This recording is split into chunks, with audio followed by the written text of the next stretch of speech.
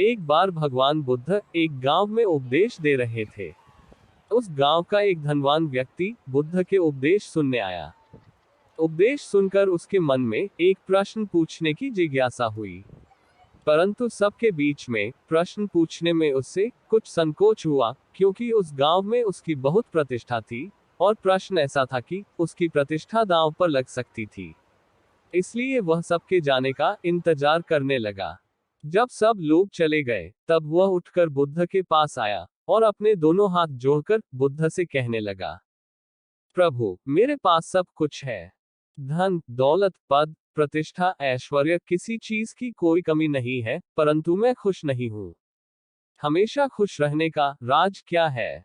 मैं जानना चाहता हूँ कि हम हमेशा प्रसन्न कैसे रहें। बुद्ध कुछ देर तक चुप रहे और फिर बोले, तुम मेरे साथ जंगल में चलो, मैं तुम्हें खुश रहने का राज बताता हूँ। ऐसा कहकर बुद्ध उसे साथ लेकर जंगल की तरफ बढ़ चले। रास्ते में बुद्ध ने एक बड़ा सा पत्थर उठाया और उस व्यक्ति को देते हुए कहा, इसे पकड़ो और चलो।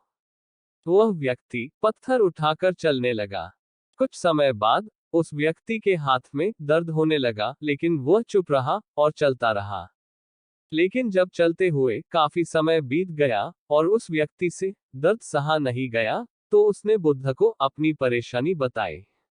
बुद्ध ने उससे कहा, पत्थर नीचे रख दो। पत्थर नीचे रखते ही उस व्यक्ति को बड़ी राहत महसूस हुई। तभी बुद्ध ने समझाया, यही खुश रहने का राज है। उस व्यक्ति ने कहा, भगवान, मैं कुछ समझा नहीं। बुद्ध बोले, जिस तरह इस पत्थर को कुछ पल तक हाथ में रखने पर थोड़ा सा दर्द, कुछ और वक्त तक रखने पर थोड़ा ज्यादा दर्द, और काफी समय तक उठाए रखने पर तेज दर्द होता है, उसी तरह दुखों के बोझ को हम जितने ज्यादा समय तक अपने कंधों पर उठाए रखेंगे, उतने ही ज्यादा दुखी और निराश रहेंगे। यह हम पर निर्भर करता है कि हम दुखों के बोझ को कुछ पल तक उठाए रखना चाहते हैं या जिंदगी भर।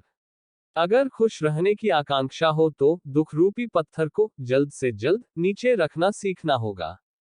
संभव हो तो उसे उठाने से ही बचना होगा। दोस्तों, हम सभी यही करते हैं, अपने दुखों के बोझ को ढोते रहते हैं। मैंने अपने जीवन में कई लोगों को कहते सुना है, उसने मेरा इतना अपमान किया कि मैं जिंदगी भर नहीं भूल सकता।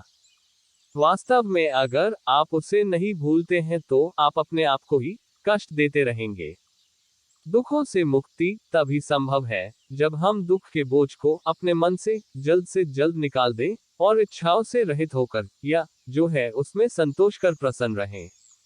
याद रखिए, प्रत्येक क्षण अपने आप में नया है और जो क्षण बीत चुका है उसकी कड़वी यादों को मन में संजोकर रखने से बेहतर है कि हम अपने वर्तमान क्षण का पूर्ण रूप से आनंद उठाएं।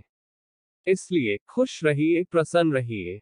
दोस्तों, वीडियो अच्छी लगे तो वीडियो को लाइक और शेयर करें और चैनल को सब्सक्राइब करें। धन्यवाद।